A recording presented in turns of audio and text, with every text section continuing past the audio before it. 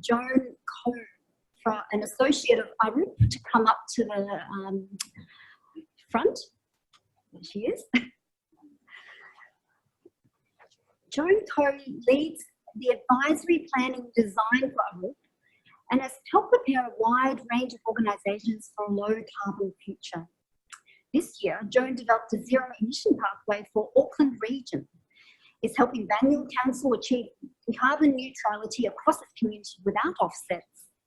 And it's advising a gas company on its transition from fossil fuels. It's a very busy lady, Joan is. Joan has worked with hospitals to measure their emissions, prioritise carbon reduction change impacts, carbon reduction projects, and prepare for climate change impacts. She's delighted to be here today to present Arup's global work on the critical role of the health sector in connecting climate change to people. So please join me in a very warm welcome to Joan Ko.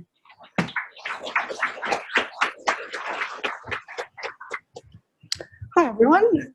This is one of the official launch events for a new report. It's exciting to say because of our time zone, we've picked the New York launch of this at the UN Climate Summit, which will be in a couple of hours. So yay, Australian time zone again. Same with the climate strike. So this is the report that we're launching today. It's called Healthcare's Climate Footprint. There are some hard copies out there if you want to have a look. I'll give you the most important graphs here.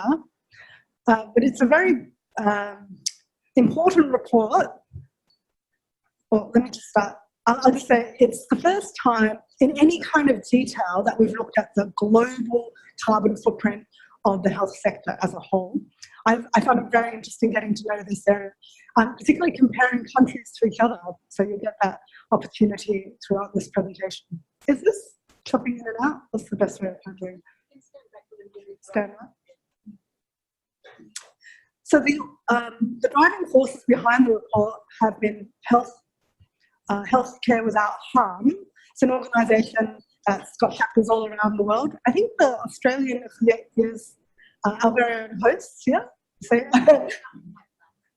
and Health Alliance. So say hello to Carol and Fiona when you get the chance. But Healthcare Without Harm fundamentally is about, well, we can't cure people's diseases and illness and also contribute to that burden of illness at the same time through climate change. And Healthcare Without Harm has been working for more than 10 years, about 13 or 15 years, doing important work about reducing pollution, reducing packaging, single-use equipment, and now very much focused on climate-smart healthcare. So there's a very clear story and narrative about our work in reducing greenhouse gas emissions as a sector and the Hippocratic oath that we take as healthcare professionals. So this report is the first time we've ever had a global estimate of healthcare's climate footprint, including getting to that very complicated detail of those scope 3 emissions that we talked about in the morning. So the emissions that we either contract out to other organisations to do on our behalf, and the emissions associated with things we buy and then dispose of. We can compare ourselves in a league table. Nothing excites politicians like league tables. And then there are some recommendations about how we make fundamental systematic change from here. So this is the headline result. For the whole world, the healthcare sector is responsible for about 4.4% of global emissions. To give you a sense of scale, aviation is about 2%. All the concrete and steel we see around ourselves in a built environment is about 10%. We're in between that. So, half of now is a built environment, basically. If healthcare was a country, it'd be the 5th largest emitter of pollution. I had to look that up. Just below Russia is where we'd be as a healthcare sector. For the people who are really, really into this kind of stuff, how did we come up with the numbers? You'll be glad to know that we did not go around collecting the energy bills of every single hospital, nursing home, pharmacist in the whole world. Instead, we use economic data. So there's an approach for carbon footprinting called input-output analysis. You take the different economic sectors within the world or Australia, You work out how much the healthcare sector trades with the energy sector, the agricultural sector, and you do some statistics to work out how carbon intensive dollar spend is. So it's very much linking the emissions intensity per dollar that you spend, or pound or rupee, with how much you spend. The spend information comes from the World Health Organization. We've been able to get the spend data of every single country in the world, and then we've been able to profile that spend in more detail using about 43 different countries. So as a result, we get that global footprint, and we can also get that footprint across different spend categories and also across different nations. This will make more sense when I show you some colourful graphs. There are some things that we couldn't do very well in this first time ever report. There's not much information for Africa and the Middle East, so we can give you their results as part of the global, but we can't break it down in the national detail. And that is the case for a lot of our lower middle income countries. So you'll get lots of, you see the US, you can see Switzerland in a lot of detail, but maybe not necessarily some of those other countries. Alignment of data sources, it was quite important to us to be able to express the results in terms of scope 1, scope 2, scope 3. I'm going to talk about those scopes in a little bit more detail in my next slide, because it does give you a sense of what the healthcare sector can control and what it can influence and what it can't do very much about. And then there are some important sources which it's great to hear is going to be the focus of Victoria in the coming year. Things like anesthetic gases, which are very global warming in of themselves. There's not much detail about that. Metered dose inhalers, patient transport. All of those things we've been able to work out is about 1% of the whole footprint, but breaking it down any further is for more work. Okay, so this slide gives you a couple of definitions. So what is healthcare? And you can see healthcare, there's the obvious things like hospitals, the things that if we thought about it, we'd include as well. So retailers of pharmacists, for example, and all the support retailers that we rely on in the healthcare sector. And then if you've got an accountant or a cleaning company, they're part of admin and finance. Even the care that you give at home, so in-home care, the emissions related to providing that service is included as well. Another way to think about it, and it doesn't, no, I did ask the question, but those icons do not line up with the bottom graph. So the bottom graph gives you a sense of scope 1, scope 2, scope 3. So people who need greenhouse gas reporting, scope 1 is the emissions that result from you burning fossil fuel yourself. So your gas boilers, petrol in a car. Scope 2 is the emissions that you pay someone else to burn on your behalf. So typically that's electricity. You buy electricity, power station down the road is burning coal for you.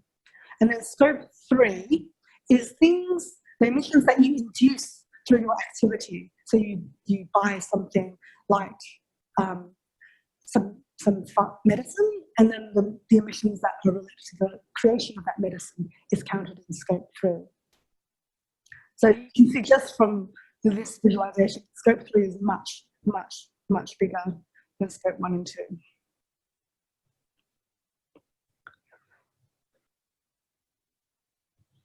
So some findings.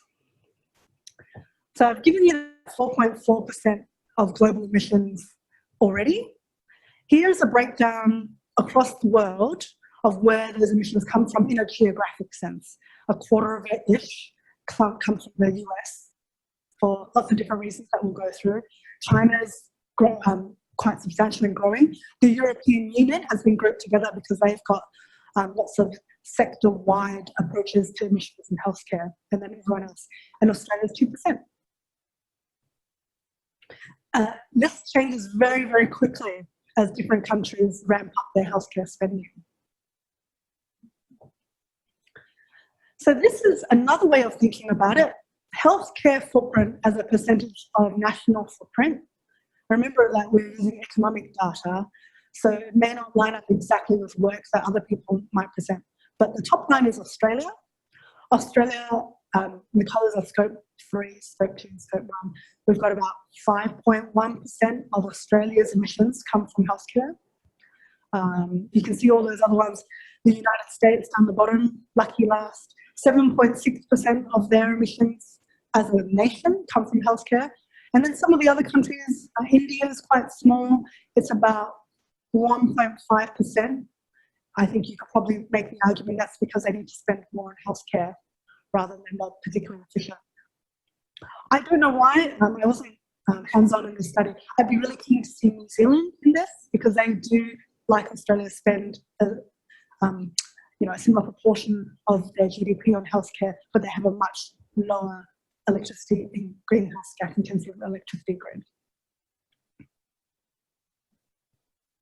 Another way of thinking about it, this is healthcare footprint per person. And now Australia doesn't look so good. Although we are 2% of the global healthcare footprint, we are the second most health emissions per capita. So what's this? It's about 1.3 tonnes per person of each of us is because of Australia's healthcare spend and healthcare activities. And the US not doing great again. So now I've got a couple of slides explaining some of the patterns that we see. You do get this graph in the report, which you can download or you can go look at outside. At the moment, those countries are in order of GDP spend on healthcare. So the US does spend a lot of its GDP on healthcare. It's also quite carbon intensive, which is why it's at the top. But France is the second most spend on health, but it has far less emissions intensity. So emissions relate just in general to the greenhouse gas intensity of the economy. That's pretty clear. A lot of the emissions are related to energy use.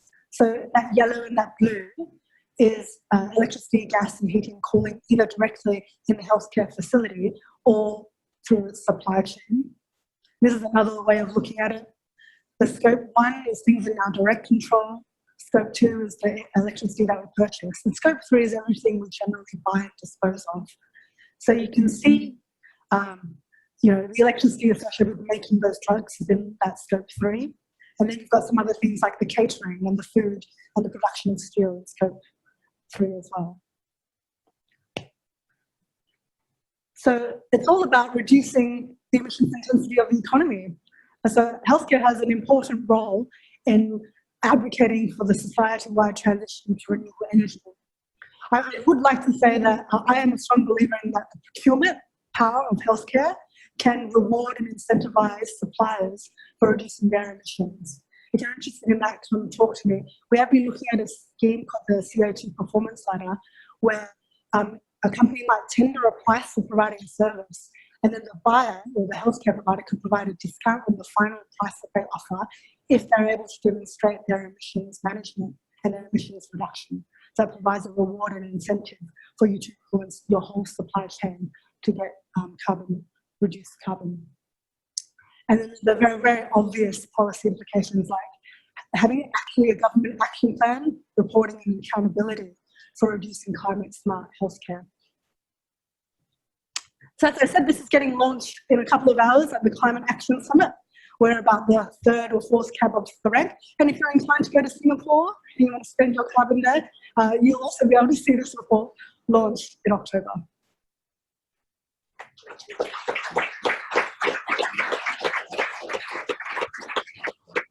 Thank you, Joan. Lovely to get a broad perspective about where we are sitting in Australia.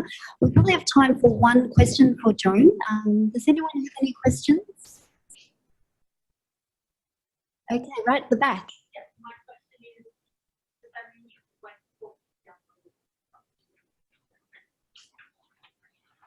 It is available now. Yep. So if you look at healthcare without harm, I think it's on the US site. But if you search for Arup and healthcare, I think it will show up as well. and we can send a link Twitter around it and follow up. Fantastic. Thank you, Joan. Please join me in thanking Joan for her lovely presentation.